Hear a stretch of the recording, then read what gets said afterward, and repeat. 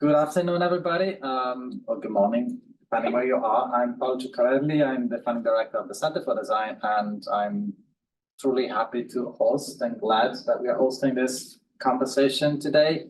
The conversation series of the Center for Design is the way we try to open up new research directions to connect disciplines through design or with design involved.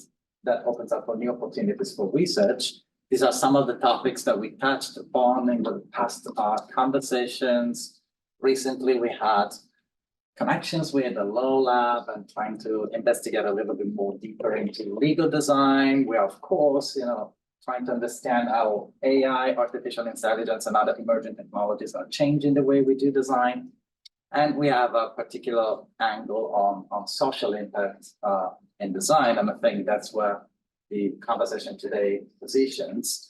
But before that, and before leaving the stage to the people that we actually lead and run the conversation today, just an anticipation of what's coming up. The last conversation, actually, we test yet another format. So we will have 2 days, one workshop, and then a conversation in April to comment on that. So, and to reflect on the workshop.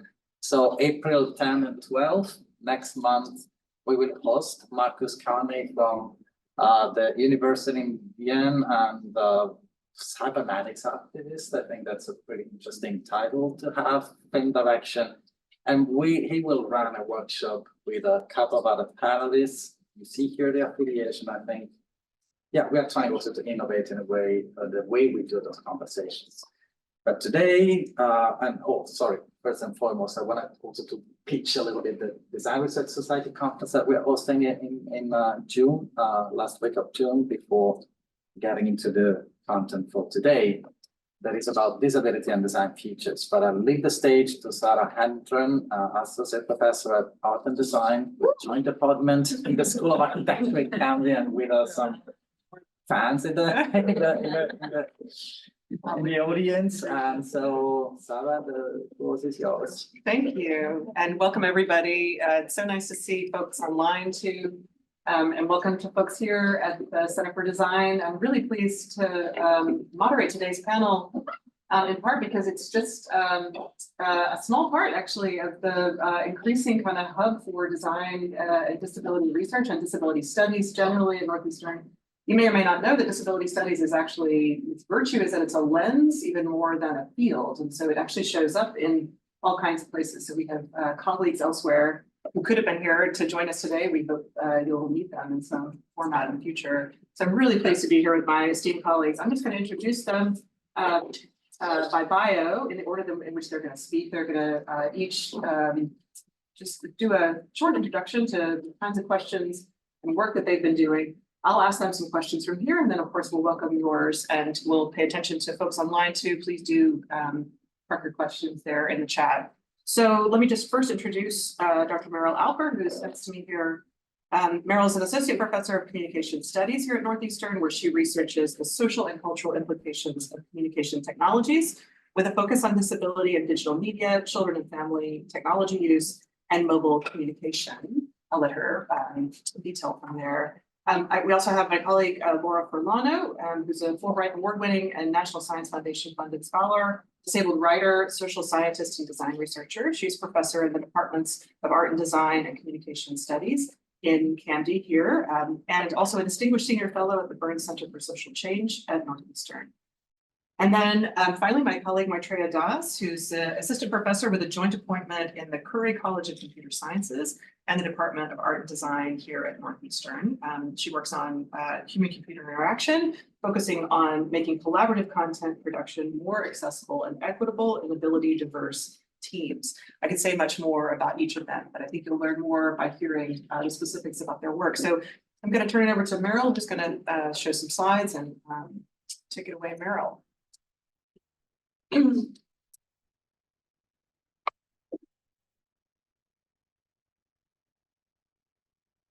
All right.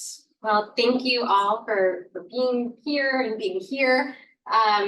Delighted to be in conversation with everyone. So yes, I'm an associate professor in the Department of Communication Studies, as well as newly an affiliate associate professor, so he's unpaid position, but in communication sciences and disorders here at Northeastern as well. So I'm excited to have the opportunity to speak with you all. My title of my brief talk, Critical Media Access Studies, examining the benefits and limits of accessibility in mediated spaces, and in the context of particular population that I'm studying at the moment of neurodivergent youth.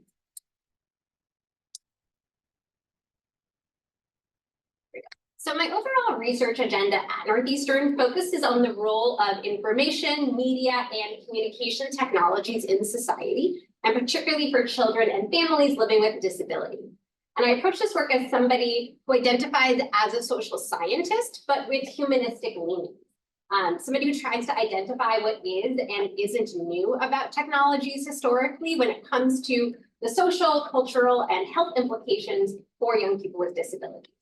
I also try to translate this work whenever possible to the public sphere, be it through writing, like on the left side, like this op-ed that I published last week in Newsweek on youth technology use and autistic mental health, or by doing universal design for learning and curriculum consulting, work with PBS Kids and we used to call it WGBH, now it's GBH, such as this game on the right side for the animated children's TV show Molly of Denali. And the game that I helped consult on the design of was nominated for a Children's Emmy for Outstanding Interactive Media in 2020. So very excited about that. So in short, I'm interested in how to make media that is as accessible as possible for as many young people as possible, while also thinking critically and deeply about both the risks and benefits of access to everything that the internet has to offer young people, in particular young people with disabilities. So across and within the intersections of communication technology and design, access has emerged as a concept that's really well positioned for deeper engagement analytically. So thinking about scholars such as Tanya Ciuccarelli and Bess Williamson, Elizabeth Elsesser in her book Restricted Access, where she kind of intervenes in talking about access is thinking about, from a feminist lens, thinking about media access. Is this Instagram post, does it have, image descriptions for visually impaired users? Thinking about it as less a stable or foreclosed category and more as a contested and fluid process. So as she puts it, media accessing. And STS scholar Amy Khoury in their book Building Access challenges the idea of access as something politically neutral, particularly in light of the radical disability activism that undergirded late 20th century accessible architectural design. In my work, I've added to this conversation by trying to articulate a space for what I call critical media access studies, which I defined in a 2021 International Journal of Communication article as a growing subfield for interrogating prevailing ideologies that underline presumptions of both access to media and communication technologies, so media access, as well as access to human communication enabled by media or mediated access. And in particular, for disabled people who are additionally marginalized on the basis of their race, ethnicity, class, gender, and sexuality. So I think critical media access studies can offer us valuable insights into quote unquote accessible media use and media environments in a way that doesn't unquestionably accept or laud their gestures towards accessibility. And it's important because in theory, access might create an opening, but in practice, it doesn't guarantee openness across infrastructures and institutions, including cultural organizations and media entertainment companies. So in our brief time, I'd like to touch upon a few of my recent and current research projects that continue to explore how access can be made, unmade, and remade through the design and deployment of communication technologies and online communities. So this past fall, I published my latest book, Kids Across the Spectrums, Growing Up Autistic in the Digital Age with MIT Press. And if you go to this bit.ly link on bit.ly/Kids Across the Spectrums, MIT Press has very graciously made the entire manuscript open access, which is very much in keeping with the theme of this talk. So in the book, I talk about the various cultural myths that exist around young people on the autism spectrum and of technology's relationship to autism more broadly, like speculation that autistic people are naturally techie, or that too much technology will effectively make children autistic. I confront these mythologies through rigorous ethnographic research with over 60 children on the spectrum and their families over the course of several years up through the start of the pandemic. What I found basically is that autistic children, what they're doing with technology isn't so radically different from that of non-autistic youth. But the things that are different don't just have to do with a child's autism, but also all the other structural constraints that limit material and digital access for children writ large, like having access to safe neighborhoods and good health insurance. After finishing up work for that book, which focused just on kids 3 to 13, I knew that I wanted to age up a little bit and study neurodivergent adolescents and young adults. And to find them, naturally, I went to TikTok and began to study what was going on there for autistic youth alongside a great group of neurotypical and neurodivergent tech and society researchers. So I should also say I identify as being neurotypical, but all of my work is very much either kind of incorporating the direct experiences, voices, movements, utterances, expression of neurodivergent people, but also directly as collaborators, as key members of research teams. So we wanted to study, in one of the first papers coming out of this, we wanted to study in our context analysis of kind of hashtag autistic. Wanted to study something that people have been talking about anecdotally, which is individuals self-diagnosing themselves after the TikTok algorithm presents them with seemingly personalized recommended videos by people with autism or ADHD. What we found kind of overall is that though the app certainly can make users think differently about a potential diagnosis, that headline story really overlooks the fact that it's also an important space for individuals to work through their own relationships to diagnosis with others who may be going through the same thing. And where that heads up with the design, when we talk about the different platform affordances of TikTok and the various ways in which the politics of that design kind of shapes, basically we call TikTok as a kind of digital waiting room for those who have different sort of temporalities around their relationship to diagnosis, if they ever choose to get one at all, which is also a valid experience. So being able just to access an online community, though, can have risks as well as benefits for marginalized populations. I currently have a Tier 1 grant with Rachel Rogers, professor in the Applied Psychology Department, to study conversations that are happening on social media among autistic people that have to do with food, eating, and eating disorders. So literature has shown that people with eating disorders or EDs are more likely to be neurodivergent. Different research has also demonstrated that some young people can be highly vulnerable to social media, having a negative impact on their body image and body satisfaction. But no work has brought those topics together, which is what we're trying to look at through a multi-method approach, including social media analysis, survey-based experiments, interviews. And again, thinking about the design and the affordances of the platform, sort of what I eat in a day videos, you know, the way in which the sort of an individual being able to address an audience, the ways in which those experiences can potentially take on a different flavor, if you will, considering this population and this topic. So lastly, I've discussed the promises and perils of access for existing technologies. But what about devices, platforms, and software that are yet to exist? So I recently have a grant that forms a consortium with other child-computer interaction researchers to develop ethical guidelines. It's a grant that is sort of a rare kind of grant that is a gift where you're just sort of given money and nobody tells you exactly what to do with it, which is the best kind, I think. So to develop ethical guidelines for developing extended reality technologies for potential use by children.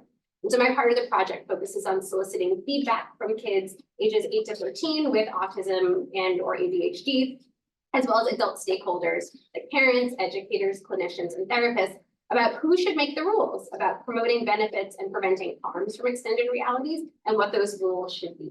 And this work, I think, is very much in line with what I mentioned earlier, again, about access being more of an ongoing process and less of a product, considering how quick technology changes and advances.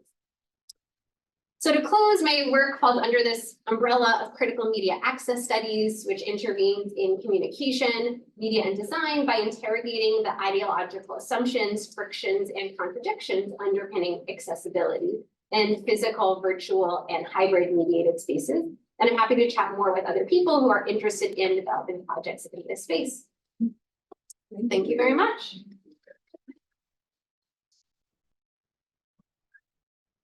Next, we'll hear from Laura Forlano.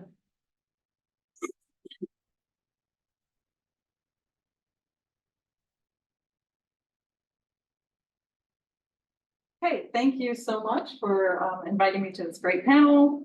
I'm going to tell you a little bit about one of my current projects and read bits and pieces of recent publications. This talk is called Data Doubles to Data Demons. I go by she, her pronouns. I identify as white, middle class, highly educated, living with a disability, privileged, Italian American. I think I'm human, but I also write from the voice of the disabled cyborg. So for me, the disabled cyborg is a figure that is both an identity, but it's also an argument that both humans and technologies are disabled or might be understood as disabled. This is an image of my recent book on cyborgs with Danya Gabao, which we just launched yesterday. And when you're done eating pizza, if you'd like some cyborg cake, there's still a lot. So some bits, so for the last 10 years, as a type 1 diabetic, I've been using an insulin pump and sensor system to manage and control my blood sugar. And that's something I've written about frequently in recent years as a way of understanding what it means to live with machines. So I'm really interested in the mythologies that we tell about computing, how to critique and unpack those mythologies, specifically human and machine relations, and also looking specifically at questions around values and design, ethics, responsibility, and those kinds of things. And in fact, as I wrote this piece, I was plugged in. I'm charging my computer, my cell phone, and my smart insulin pump at the same time. All of them require electric power to operate. After about 30 minutes of charging, I'm now at 100%, meaning that I can get up from the couch, which is close to the power strip, in order to get my notebook to continue writing this piece. While the pump powers relatively quickly, and I've never completely drained the battery, unlike a cell phone or aging 13-year-old Mac PowerBook, I'm constantly aware that forgetting my charging cable while traveling or a 24-hour blackout might result in a life or death emergency, such as life as a disabled cyborg. So for 4 years, from 2018 to 2022, I used one of the world's first automated systems for delivering insulin in order to control my blood sugar. And in this piece, I used autoethnographic field notes on my own experience, which includes the use of a synthetically produced hormone, insulin, my insulin pump, sensor system, and other digital and analog parts, including tubing, charging cables, alcohol swabs, insertion devices, needles, and the like.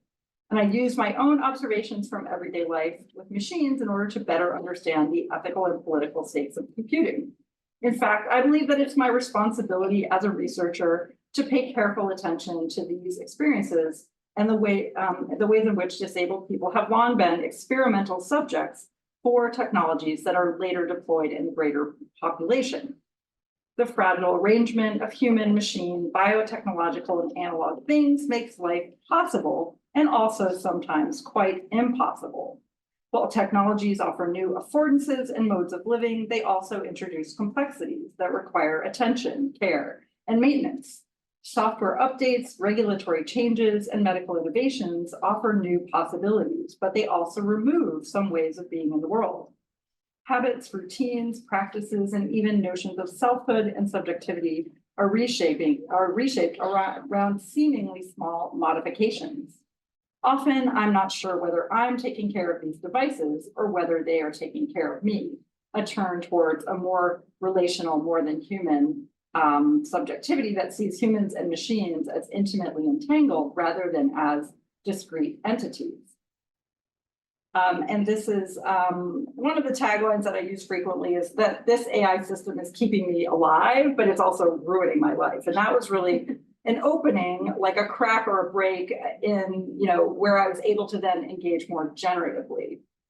This is the process of calibration. And what I should say is for the years of 2018 to 2022, the particular system I was using needed to be attended to, calibrated so frequently that I was only able to sleep through the night only a few days a week. And I was often woken up on the hour, every hour on certain days. And so here is a data set that I normally read aloud as a data performance, but today I'm just going to show you so that you get a sense of like the quantity and the scale and the type of those alarms that are in that data set. So here I want to move to the creative project and talk a little bit about that. Using Tobin Sieber's idea around disability aesthetics. So this idea that the presence of disability in the tradition of aesthetic representation, it's a unique resource discovered by modern art and embraced by it as one of the defining concepts. So this idea of disability aesthetics refuses to recognize the representation of the healthy body and its definition of harmony, integrity, and beauty as the sole determination of the aesthetic. So rather, disability aesthetics embraces beauty that seems by traditional standards to be broken, and yet it is not less beautiful, but more so as a result. And so that leads me to the collaboration with interdisciplinary artist Itziar Barrio in this exhibition, Did Not Feel Low Was Sleeping. And the title of that exhibition is drawn directly from my field notes and annotations on that data set.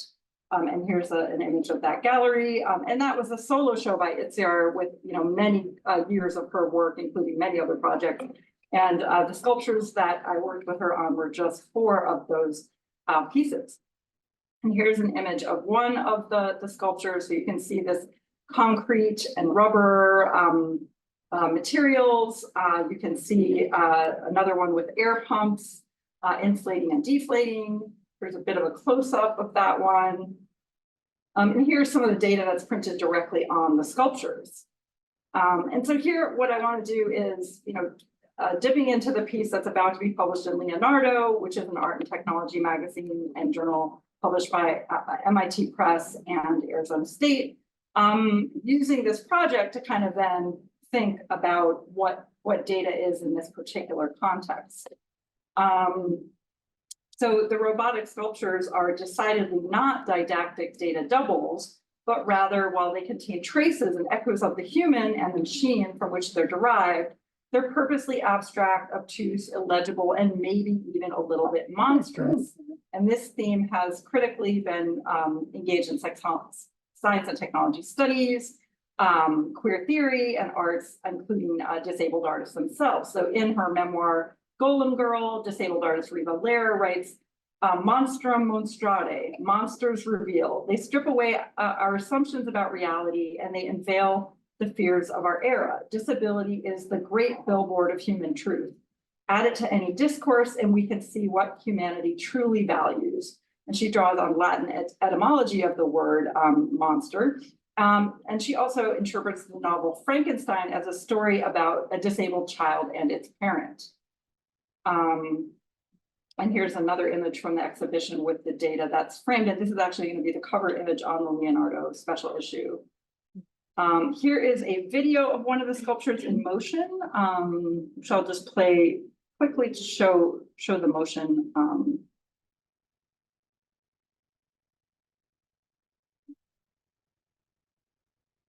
And then this is a little bit around like sort of the definitions I'm working with around data doubles, data doppelgangers, proxies, data selves, and then what I'm introducing as kind of data demons. So to revisit some of the traces of this discussion about narratives about AI, data and computing, if corporate data doubles are dehumanizing representations and extractions, and sociological digital selves are a way of reinterpreting and reclaiming our relationship to our data, as in the ideas around mutual shaping of data, technologies, and machines, then these sculptural data demons, as both cryptic and cryptech art, are further expansions of what it means to be human. They disturb and disorient. They use small and thick data as material. They attend to the labor and care of disability, of machines and art practice. And they are relational and interdependent as an installation in the gallery rather than as individual pieces. So if in closing, if we take up Leah Lakshmi, Pipzina Samarjina, I haven't said that name too many times, if we pick up on this idea that the future is disabled or that the majority of people will be disabled in the future, and that might actually be a good thing, we can build a society that does not seek solace in ableist narratives around human perfection. And cryptech art challenges these myths of universalism and perfectionism, along with our related obsessions with dematerialization, like turning everything into data while ignoring who's doing the data work, scale, collecting data as much as possible, and solutions, fixing data disabled bodies with technology. So these data demons remind us that it's not only humans, but also technologies that are disabled, offering a hopeful way of caring for our monsters, a crypt future that is worth working towards. Thank you.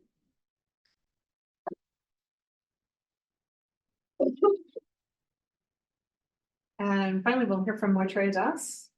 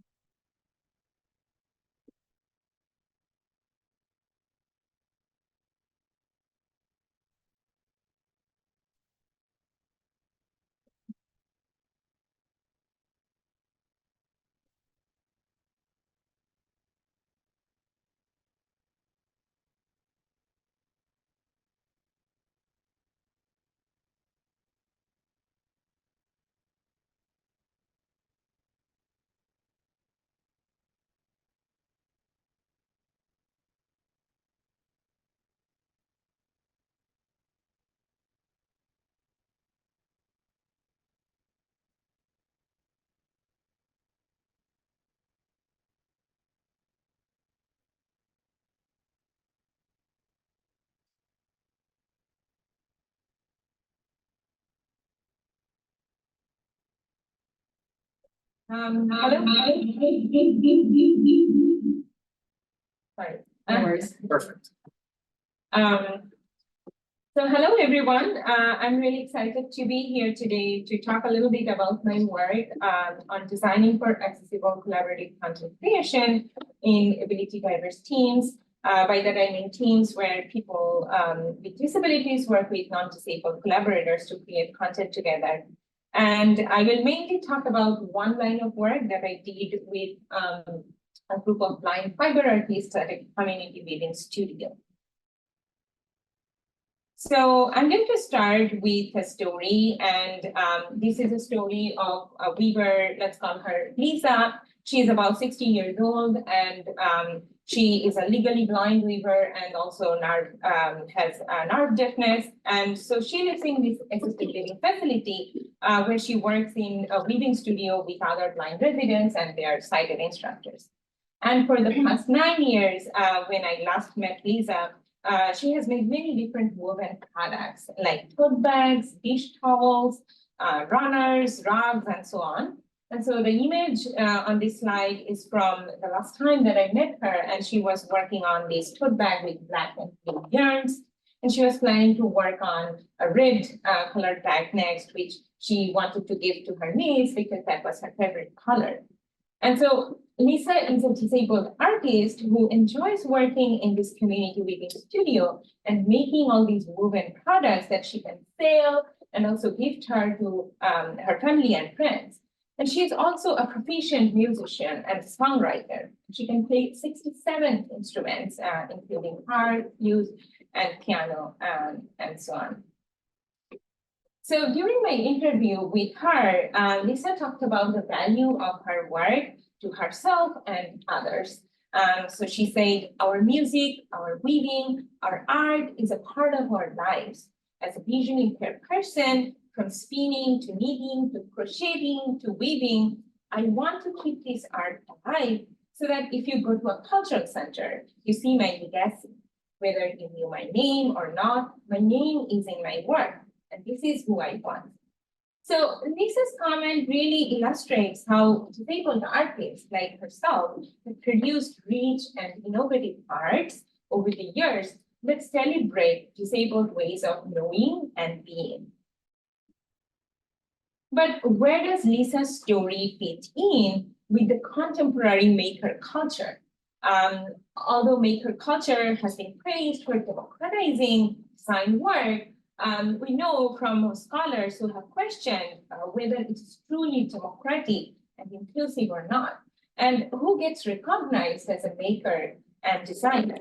Because we have seen evidences that maker culture traditionally highlights experiences of makers who are able-bodied, affluent, younger, and well-educated. But many design stories tend to position able-bodied people as designers and disabled people as non-designers. So in this particular project, I wanted to unpack this intersection of disability making and design. And to do that, I partnered with a community living studio for over 3 years that's supported by an assisted living facility for adults who are blind or have low vision and also other chronic health conditions. And I conducted over 8 months of field observations as volunteers at the studio. And we also did over 32 interviews with blind weavers and their sighted instructors in multiple rounds, and observed video recorded weaving sessions. And so from this fieldwork, what really stood out to us was how fabric patterns carried really important meanings to these blind fiber artists. For example, on this slide, you can see a project that came up from one project called braille weaving. And weavers here embedded personally meaningful messages into their woven products. And they did that using 6 yarns of different textures that represented the 6 dots in braille. So the image here shows a tapestry that was made part of the braille weaving project that represented buildings in the downtown area of Chicago with buildings of different heights. And the image on the right shows the close-up of one woven piece where the weaver embedded the title of a song called I Have a Dream using the braille weaving process. And another really salient example of their work is this sound weaving project where weavers came up with unconventional ways to combine music and weaving. Like Lisa, weavers at this community studio played different musical instruments. And so they attached to their woven pieces music-related objects they owned, like guitar strings or cassette tapes, or things that made sound when rubbed or touched, like bells or aluminum foil. And so this way, blind weavers at this community studio attended to color, texture, and acoustic experiences in their weaving. And this also informed the designs they created. So we were also curious about how these blind weavers actually created these products. So what we found really interesting was that they engaged in an embodied interaction with the physical materials in their workspace to develop an awareness of the low state that might otherwise require visual monitoring or visual tracking. So the feel of different yarns and fabrics and the loom components based on their texture, thickness, tension, all these were really important materials in their practice. So on the image on this slide, a weaver is pressing the threads on a loom to assess if they are under appropriate tension or not. And so one weaver described the scenario saying, let's say I put this thread through over here and tangle it. When I get ready to do the other weave, this will pull tight, and that means something up here has been done wrong. This thing will let you know. So this is the idea of Sean's reflexive conversation and how this thread and other loom components will talk back to the weaver and alert him of a possible mistake. And we also found that blind weavers and sighted instructors engaged in a series of coordinated embodied interactions and a co-weaving process. For example, the image here shows how an instructor is providing hand-over-hand guidance to a blind weaver, and they do this because when a weaver just starts learning, sometimes verbal instruction only is not sufficient, but the hand-over-hand guidance, weavers get the reverb effect. They get the feel, the rate, the speed, and the emphasis.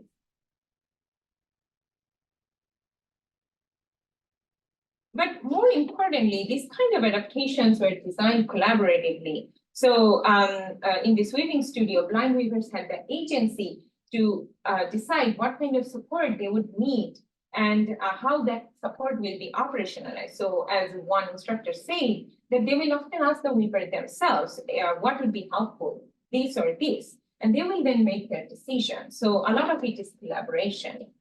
And so this project this way resulted in a lot of interesting insights around the material and collaborative processes that shape accessible making. And we also questioned then what roles technology might play in accessible making and crafting. And I will probably just show one example of how we try to incorporate technological adaptations into the practice. So this project is called Melody, which is basically how we incorporated auditory feedback to augment the embodied interaction that the weavers have with the physical materials in their workspace. It senses the 3 basic steps of weaving through sensors, and then provides auditory feedback through musical instruments. So I will play a video, try to play a video demo. I will, what was the process? Maybe, yeah.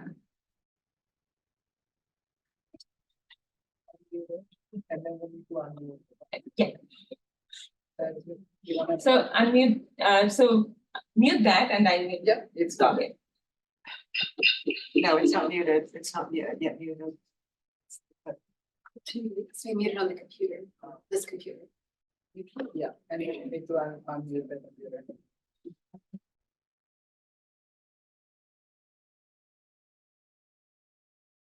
First, the weaver will press a treadle or foot pedal, and Melody will emit a musical note played on a piano.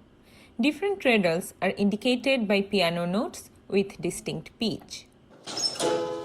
Now, the weaver will pass a device called the shuttle that carries the yarn. If the shuttle is passed from left to right, Melody will play a series of guitar sounds with increasing pitch.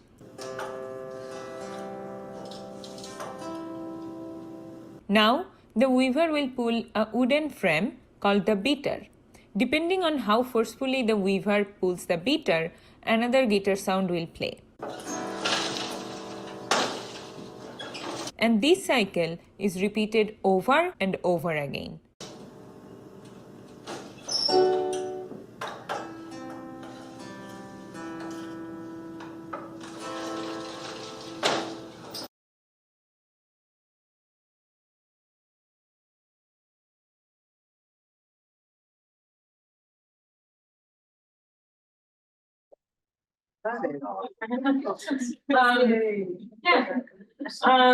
So we had a lot of interesting insights, so not going into detail in those, but one thing that stood out to us was how this kind of integration of technology could prompt blind weavers and sighted instructors to reimagine how music and weaving can come together and create a fusion for a new art form.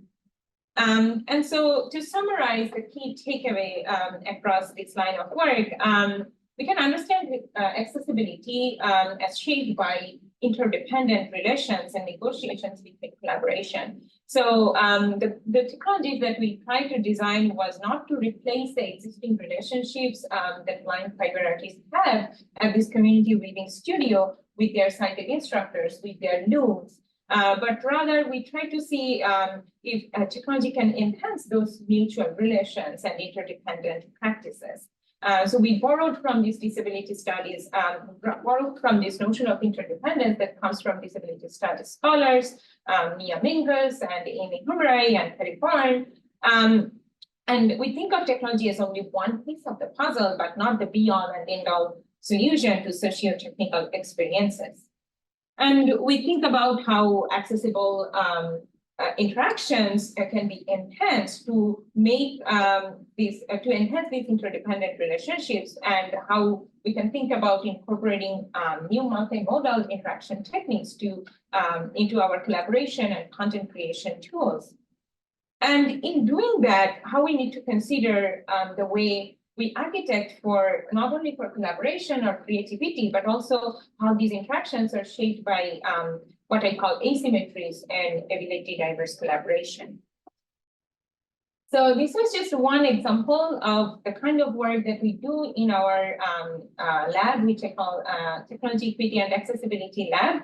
But we also have other projects in this broader umbrella theme of accessibility, collaboration, creativity, and learning. So happy to talk about those as well afterwards.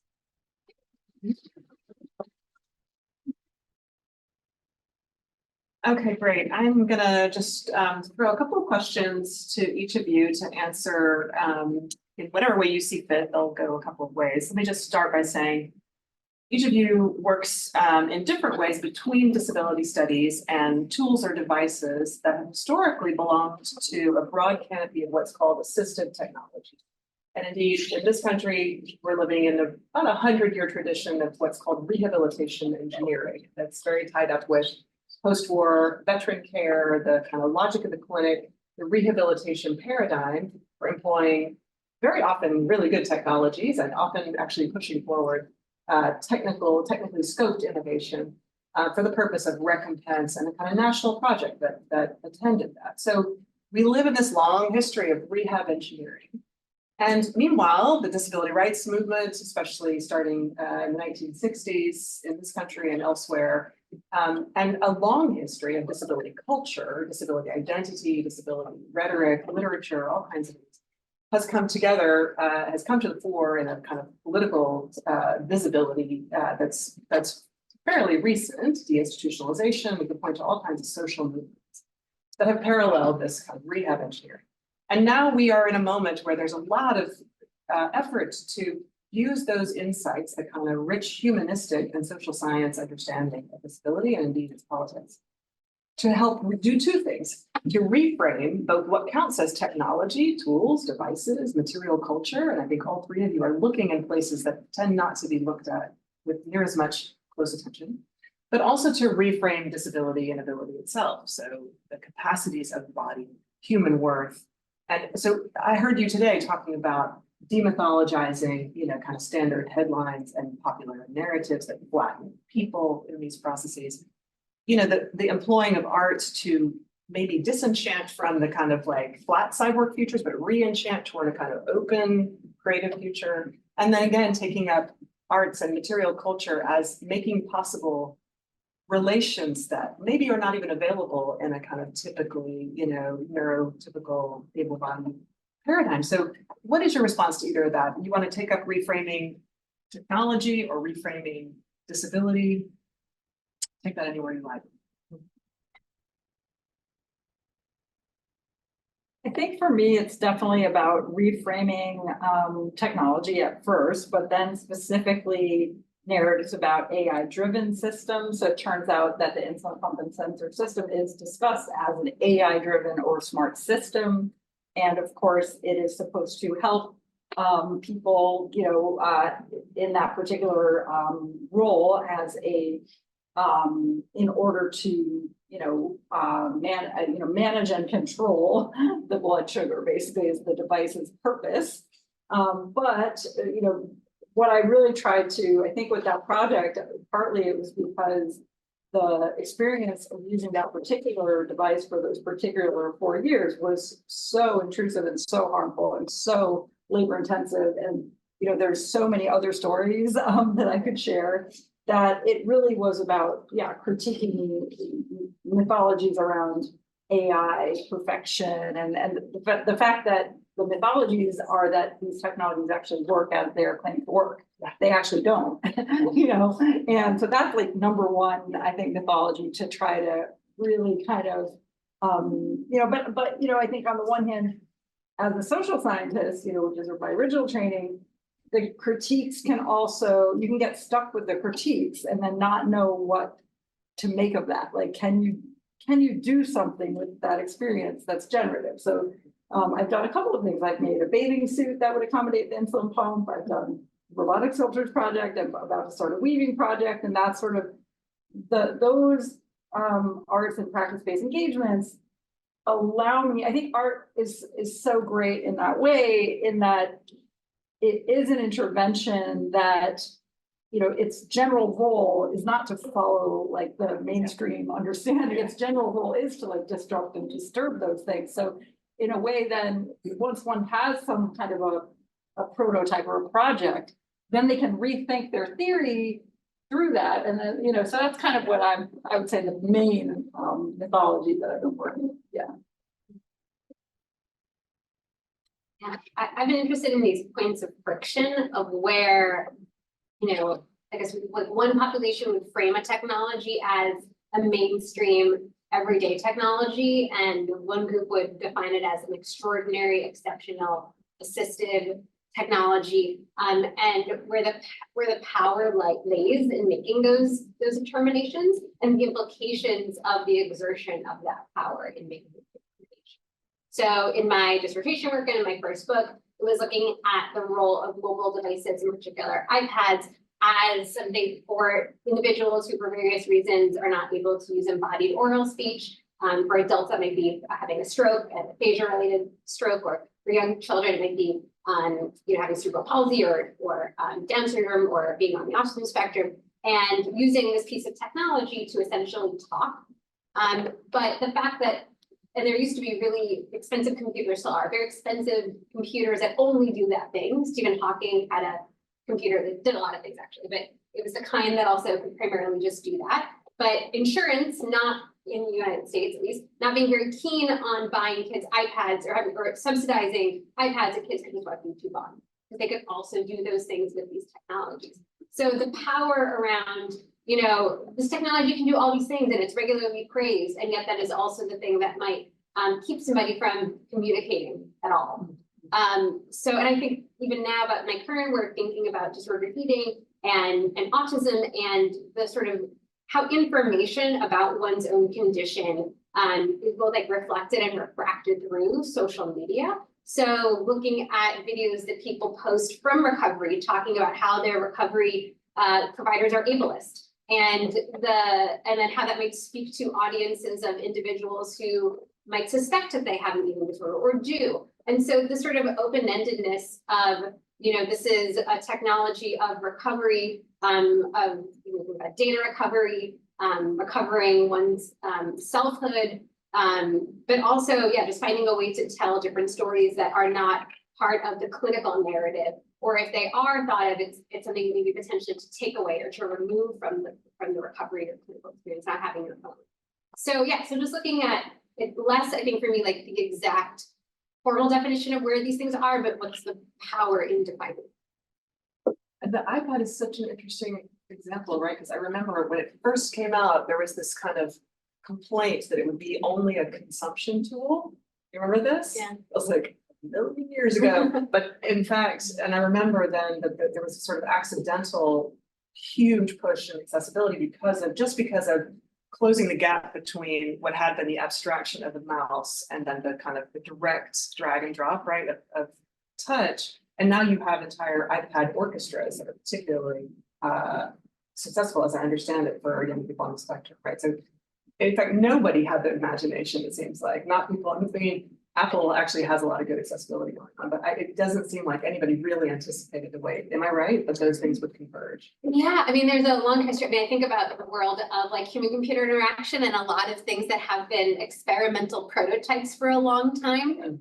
So I think a little bit of, just a little bit of computational power or potential, or just the ease of having to go many, many steps forward to connect a switch, like a head switch to something, takes these ideas and just makes them so that an occupational therapist could just set it up, as opposed to a computer scientist in a lab setting up a one-off. So that these projects have existed in these various forms for a really long time. But I think there is absolutely nothing wrong with the mass scaling of accessibility in design. And the usability thing for the non-expert, right? But I don't know much. Yeah, I mean, for me also, I mean, it's, reframing technology, kind of like building on what Meryl said, in the example that I showed, even I guess the question becomes, would we call Loom a technology? Like, what defines a technology? Is having a digital part makes it a technology? So from our work's perspective, Loom is a very intricate technology in and of itself. So kind of thinking about what broad view of technology we can take, and how not to kind of maybe think about like, this is assistive, this is not, but more broadly, what makes the experience more enhanced. And so that's one way of reframing technology, kind of thinking about not coming from this perspective that a very physical kind of traditional tools are not tech in and of itself. And then if we think about incorporating digital component, digital bits into it, I guess in what ways we do not try to replace those existing relationships, existing work processes, existing skills that people have developed over time. And how we can then, if we incorporate digital bits into the practice, how that can enhance and kind of thinks about those values of that people with disabilities bring into the practice based on their disabled ways of knowing and being. So those are the two ways that I feel like, you know, we can think about reframing what we understand as assistive technology, kind of like what I have started trying to conceptualize. Yeah. And it reminds me a little bit of David Edgerton's Shock of the Old, you know, like look at actually the impact over time rather than technical novelty, because weaving, of course, is global. I mean, it'd be impossible to measure, but it's also tied up with domesticity and craft and textile. So like, just, I love the continuity with like what is really an ancient technology and its enduring sophistication and how vital, right, those objects are.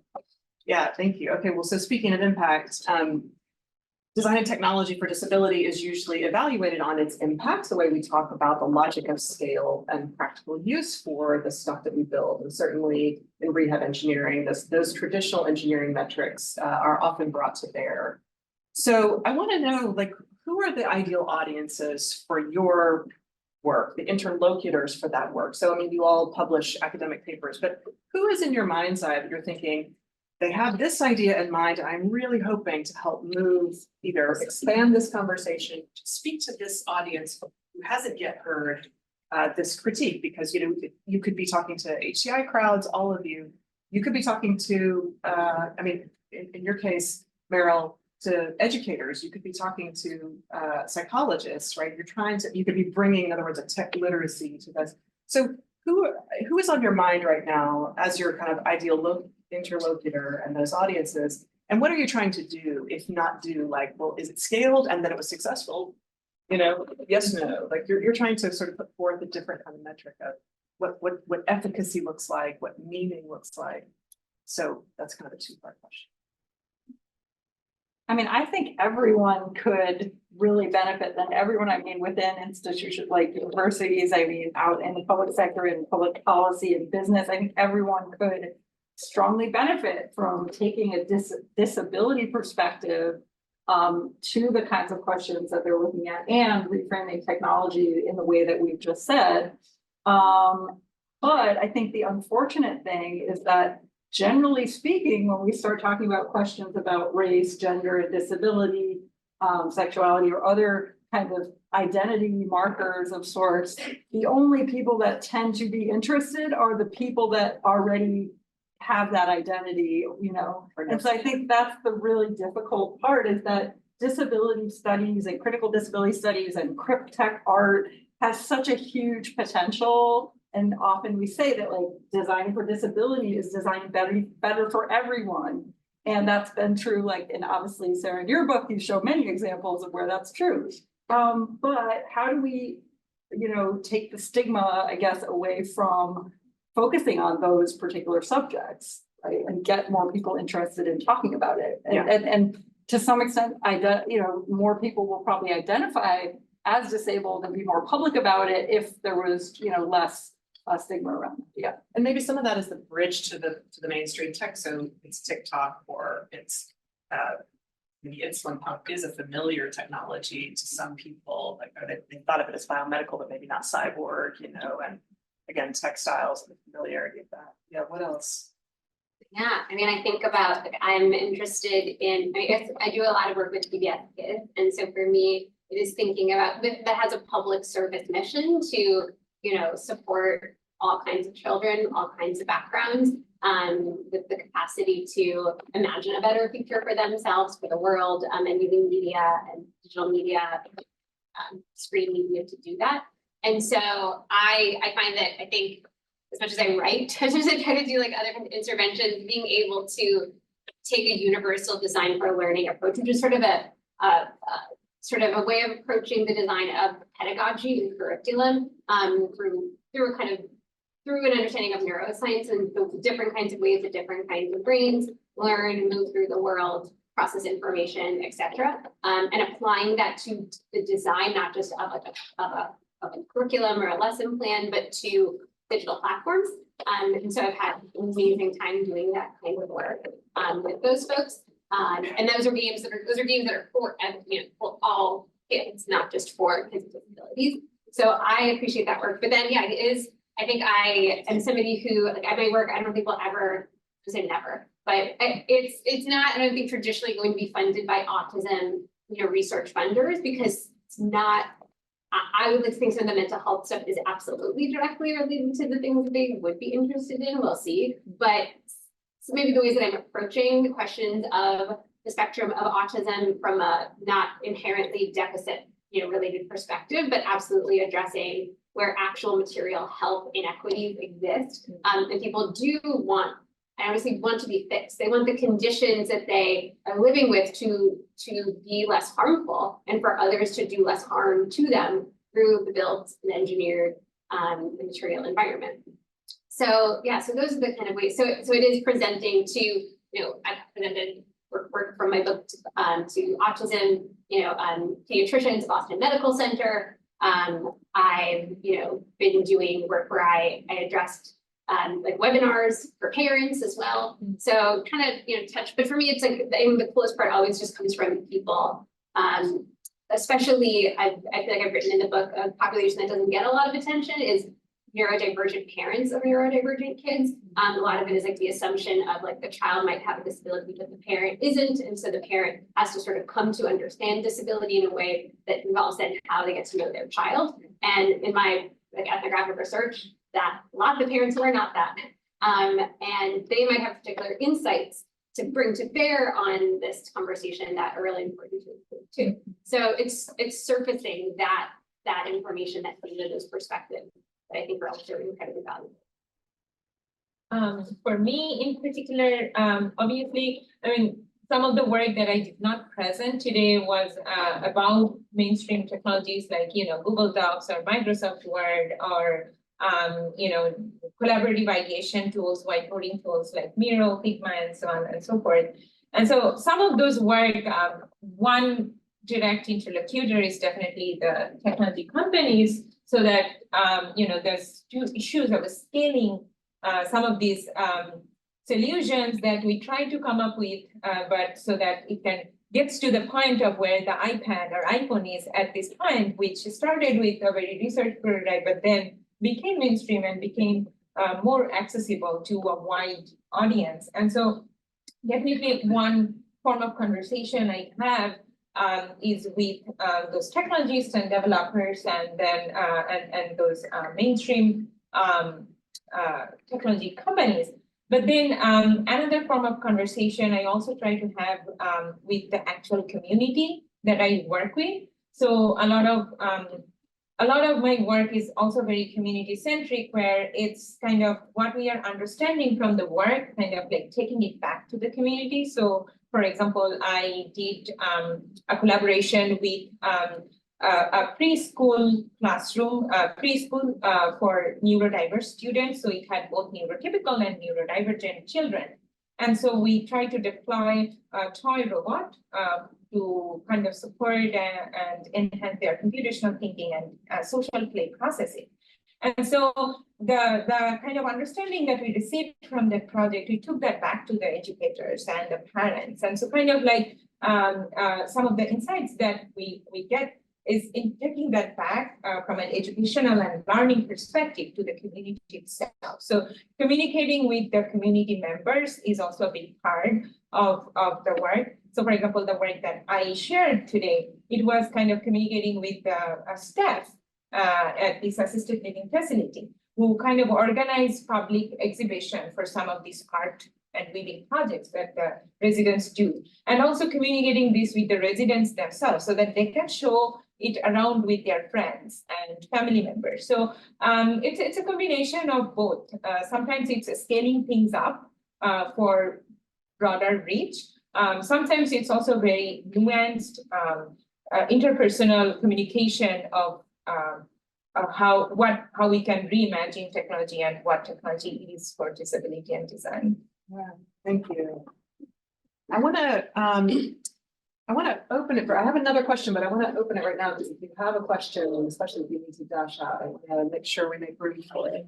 That goes for folks, hello, online as well. Yeah, Nathan. I was really taken with Laura's description of how dependent we are on electricity. And I think one of the interesting things in presentations about new technology, new tools, whatever, is to ask the question, could you do that without electricity? In other words, the effect or the impact that you talk about, could it be accomplished without electricity? And it also points to this dependence that so many of us have, which could quickly, with some catastrophe, turn into a disability, a severe disability for everyone.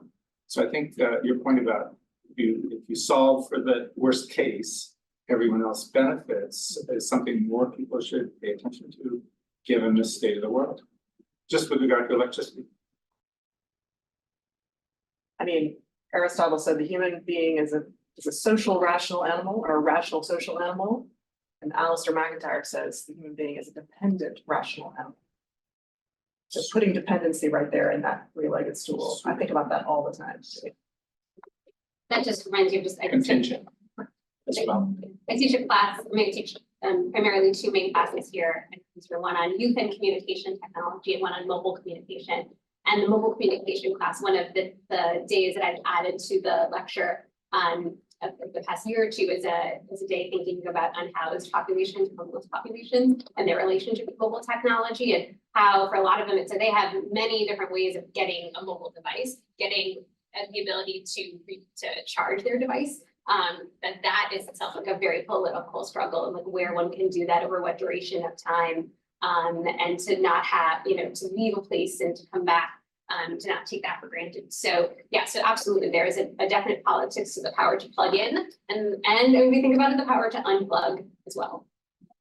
Yeah, and just to expand that line of thinking around power, I mean, this just literally came to me this morning, but what's interesting is, as we know, like batteries degrade over time, right? So they don't maybe keep as much power, and you can observe that with any computer or phone.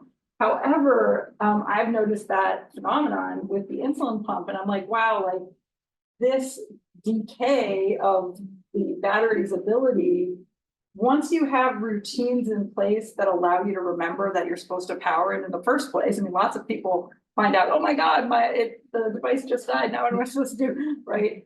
There's lots of stories like that in online forums about these devices, right? But that means you actually have to then start to reconfigure your routines in different ways so that you allow for different amounts of time to charge or more frequently to charge. And when one's having like a really busy week like this one, it's like this is when things start like slipping through the cracks, right? But it's really interesting. We don't pay enough attention to like those like micro routines that are needed to just pay attention to that being an issue for the device. Yeah. My only relationship I think about like the nursing and the breast pump. Like the same similar, like if you don't do it, then like, yeah, you're out of luck if you don't have the capacity to. And I guess even like the temporalities of like that is a season of my life that is no longer, but this sort of dipping in and out of that, that everybody, even if you're not tethered permanently, that there will be a season in which you will. And I love, Laura, what you said about like, and you said this last night in a different way, but just like, don't forget that there is not this kind of dystopian future in which we're all dependent on machines. Like the two-way care is going on, right? So and all of this kind of like, I'm turning myself into nuts to try to get this power thing. What's so striking to me is that meanwhile, we so unthinkingly import machine metaphors to talk about not only our bodies, but ourselves. In other words, we use software metaphors as though the body and the self behaves as this productivity machine that can be uploaded and downloaded and has bandwidth but not nearly the kind of messy, glitchy, sort of rhizomatic way that the actual bodies have always worked. It's unlike any machine there is. But moreover, you're saying, well, machines are like kind of more like that too, than we want to admit. So like, what is this chasing after the clean metaphor of the machine? In the 19th century, it was like the steam engine. Now it's as though we're computers hauling around bags of flesh. That's not what's happening. So overall, it's horrific. This reminds me of there's a scholar that I who's working named Rachel Plotkin at Indiana, and she's a book coming out that's on liquids and technology, which I feel like could be very related, I guess. Talking about like spills and messes and waterproofing and like the fear of the liquid around technology, including like bodies and all of that as well, with military purposes, like all these other things. So I feel like that would be an interesting connection. Speaking about power and other type of power and dependency, I was thinking actually yesterday about how the relationship between certain interlocutors is changing. So the power of companies, so how much they are intruding into our lives, and we are depending on certain companies, that produce this product, and then the way public infrastructures, policymaking or governments are trying to catch up and protect us to a certain extent, but those companies, they are becoming more and more, not just intrusive, individually, but also collectively, they are shaping. So OpenAI does things, and then governments are trying to react. But this geometry of power, I think, changing, and the power, those new, they're not new, but they exist, but they're not that way. So we are like, so you see that change happening and how powerful they are, individually and socially. So, the smart speaker. Sorry, go ahead. No, what I think an overlap with that is just the right to repair sort of movement. So there is sort of like policy that has come through about do you have the right to repair your smart car? It's like, no, it's like proprietary, software. And so if we let you fix it, then we'd be giving away our secret sauce. And so that's what sort of the argument always comes back. But disabled people have for much longer time been sort of fighting for and just straight up breaking, hacking and disassembling and saying, okay, I might not be under warranty anymore, but I need to change this thing or else I'm perpetually going to be underjuiced or whatever it is to make a modification. So I think in that sense where the sort of questioning of the power to restrain and to restrict the ability to tinker with technology is something that I think at the wider scale of, how do we get under the hood, to use the car metaphor of like the algorithm or, in that respect, but there's a lot of, I think, history there in disability activism around for the right to repair, the right to demand for transparency, basically. And of course, the stakes of like, if we do not have that kind of transparency, what it means for people's lives. Right, and yeah, absolutely. That's a really interesting point. And in the space of medical devices, specifically for type 1 diabetes, there are very active communities that have invented, specific software by hacking the devices. But then, of course, if you do that, your doctor can also refuse to see you. So then you might not get your prescription for insulin next time around. So it's fascinating the way that people do take agency and have agency. And one of the things that looking across other cases that I've studied, like specifically wireless networking, and then looking at this medical space, is that when a version of a device has been or can be hacked, that is generally where the innovation, so to speak, can occur. And so that has, actually led to the birth of wireless networking, and community networks were set up exploiting some of those things. And the same with these AI systems, were created by communities in advance of companies actually rolling out these newer versions. So it's really fascinating. Yeah, and a relevant example. So there was there's a company called Be My Eyes, which is a visual question answering company, which recently collaborated with OpenAI GPT-4 to create automated image descriptions for images that blind people can take. And so initially, Be My AI, we call these features, that was able to describe faces. But because facial recognition also have other issues around privacy and surveillance, so GPT-4 kind of stopped doing that, and Be My AI stopped doing that. And so there was a huge uproar from this blind community. I think they created a hashtag activism called Bring Back the Face, or if I might have made some mistake in the hashtag, but something along that line, to kind of create this uproar, like, now not describing the face is a lack of access, because I was able to know that my kid was smiling, looking at me, or what expression my dog was giving me, or things like that. And so there's a really important tension there. Obviously, facial recognition technology has all its problems, but then now providing that information to people and then taking it away from them, that's also a way of exercising power without kind of like giving that option to people. And so there was huge kind of like activism from the community, and later actually Be My AI brought that feature back, but we don't know what the future will be because all these technologies are really evolving. So that just reminded me how a lot of power is actually within one or two companies. So there's really a lot of monopoly going on, in addition to all the power asymmetries that obviously we have. It's true, and I'm thinking, I visited a showroom at an independent living center on the North Shore in Massachusetts. There's a big push called Technology Forward, which is kind of the future of independent assisted living. So replacing a lot of human staffing or supplementing, if it's done well, with smart home technologies, right? And there's all kinds of stuff. A tablet that talks to an oven, a touchscreen interface for your shower, so you don't have to do the lever motion. All kinds of things. And if you go to that showroom, it's sort of like 2/3 of them are like, well, this is a complete opt-in. It's like, well, you get the Google tablet, you get Google, you know what I mean? So it's like, some of them have this so there are some closed loop systems of security systems and stuff that you can opt into, but it's a mishmash right now because everybody's going like, wow, okay, the hover trash can that Umbra or whoever puts out, like that's not marketed as assistive, but it turns out that it is.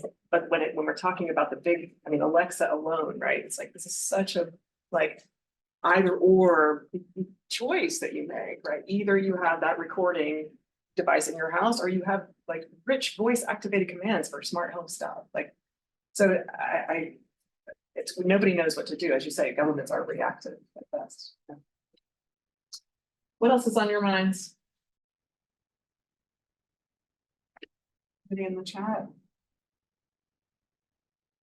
Okay, well, I did want to ask you all in the time we have left, what are the things that you're hearing about either at conferences or in your classrooms or in popular media that you're still puzzling out? So I really want to hear the things that you're like, oh, I'm not sure how to think about this. Either that seems really promising and it's not yet come to the mainstream, or the trickiness of the trade-offs of it are sufficiently thorny that you're like, oh, okay.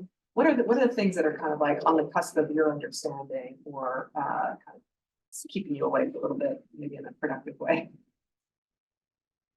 So I've been thinking, I guess for me, it is a lot of things about recovering histories of the role of disabled people in the general development of technology writ large. We've had, I think, we haven't really fully had a hidden figures moment, if you will. I think in general for any population, I think when that movie came out, there was this, sort of glimmer of, oh, right, yeah, maybe it's like the same narrative of who has made, these technological innovations, who's been behind them. It's more complex than we initially understood. And I think that there was a moment, and I don't think it ever fully landed, but it especially has not ever happened, I think, for disabled people. And so I'm really, really interested in, I think when I bring up in the rush to understand new technologies and making teams more diverse, making teams more disability inclusive, a total lack of awareness of the role of disabled people in the development of the internet, in SURF, or, just in general. And so that's something that I've been particularly hung up on. And I have a couple of stories of things that I feel like I want, I'll just give this one way, sort of, but like Stevie Wonder to me, Stevie Wonder is an assistive technology innovator of his own class. And he's never been written about as that. As an amazing musician, yes, but C.V. Wonder as technologist, no. And that's something that I think needs to develop.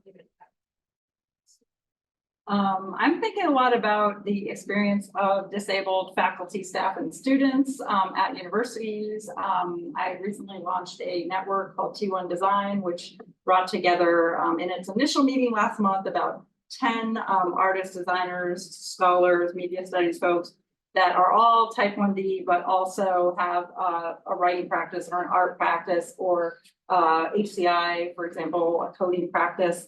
And so, yeah, I think that the purpose of that group is to find common research interests for social support, in their institutions. So that is one thing that, actually when Jupak was here, a doctoral student in the interdisciplinary media design program, we are doing a project to do qualitative interviews with the Disability Alliance on campus and also in a participatory kind of storytelling way, and we're still in the process of thinking about what those stories might look like. Of course, the purpose is both to center disability as a way of expanding what it means to be human, but also to acknowledge the barriers to just doing one's job. So disability and labor, I think, is the biggest area that I'm interested in. Employment statistics and just the ways in which people are literally kept out of being able to participate in society and in jobs, specifically, remote work versus, coming in person tends to be one of the bigger categories to think about, right, in the disability community. So, yeah. Yeah, for me, one thing that I'm thinking a lot about is, we are talking about AI and how AI can be really beneficial for people with disabilities, all these potentials and, interesting stuff. But who is going to talk about the harms of AI to the community? So not only within ourselves, not only within the research or academic community, but the community that are going to probably be impacted the most. So recently I co-organized with some Google researchers workshop at New York Public Library, their assistive technology conference, and it was for mainly for a blind and low vision audience. And so we co-organized a workshop on introduction to AI capabilities and limitations. And at the morning keynote was by Be My Eyes CEO, and he actually talked a lot about how the benefits of Be My AI and all the interesting things that can be done. Obviously, those are important, and so our workshop was a lot about these are all good things, but these are the many different ways that harms can be perpetuated. So communicating that to the community itself, not only talking about that within ourselves, like researchers or educators, but also having that conversation with the community who, at least for blind and low vision people, we have evidence that they tend to overtrust some of the AI generated descriptions or AI generated insights. And so how we can communicate not only the capabilities and possibilities, but also harms, like the ableisms that are perpetuated by these tools, the inaccuracies, the mistakes, all the breakdowns that happen. So that's something that I think a lot about, how to engage in that conversation with the community. Thank you. And yeah, following up on that, this ability to make things understandable. And I wouldn't say visible, because that's a very limited way of thinking of how to understand something. But I feel like the augmentation of the body has gone from being so stigmatized to being visible. And you don't have to get your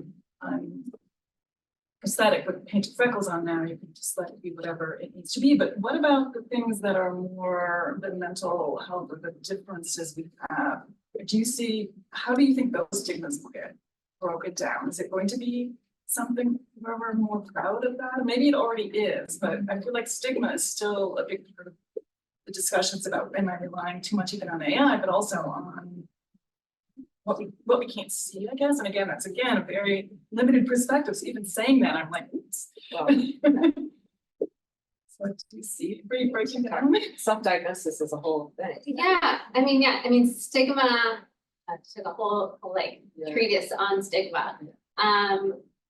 There's different ways to conceptualize stigma as dirt, stigma as shame, I think I don't think stigma is human. Like there's no way to, we don't have eliminating bias. I don't think we can ever eliminate stigma. But the question, again, it's a question of power. Like what do you do with stigma? It's also like Rosemary Garland Thompson, like what do you do being stared at being an object? And you stare back. I don't know. So that you turn into art. So I think that is part of the resistance that people, will live with and work through and create with. There is actually answer just in the very practical, like the Smithsonian uses the temporal, instead of a device. They do morning at the museum, which is like an hour early opening on a given Saturday at one of their sites. For anybody to self-report, they don't have to bring a doctor's note. It's very often for sensory processing stuff, which tends to go with autism spectrum, right? That's one of the things where it's like the lights and the noise of the normative exhibition will be overwhelming. The access folks heard that in surveys and they went, okay, wait, is it software, hardware? No, it's probably just, right, a temporal, open an hour early, show up if you want it, we turn down the lights, you can touch a little bit more. We just open up the world, makes it a little more porous. So I love the time as a tool, right? That I think in terms of mental health and cognition, neuro in general is really promising. Well, I want to end us on time. Folks can stay around afterwards if you'd like to, but thank you so much to our panelists.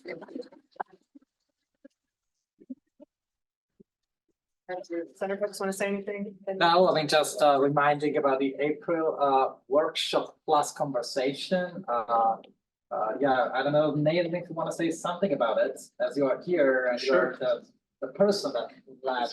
Sure. April 10th, we'll have a workshop with Marcus Carney, who's with the Cybernetics Archives, University of Vienna, and a film director, and has been working on techniques of modeling, use systemic structural modeling to assist in creative and generative activities as opposed to therapeutic. So it's a particular interest to all of us who work with conjectural work, sort of speculative work. The workshop is intended to introduce people to the techniques that have been developed over the last 25 years by a group in Munich, include examples of tools that you might use for this method or technique, and a demonstration session with Jen Baselli, who used to be at Paolo and is now split off from that into her own design firm called Topology. She'll be working with Marcus in the client role as part of that demonstration. That's meant to set up the conversation on Friday. So it's good if you can come to the workshop. So it has some basis of understanding for conversations on Friday. That will include Marcus and Jen, myself and Greg Dalamo, and maybe Anne or Michael. So you're welcome to attend that. I encourage to try to get to both of those events. Yeah, that's all for today. Thank you for Thank you. everybody online and offline.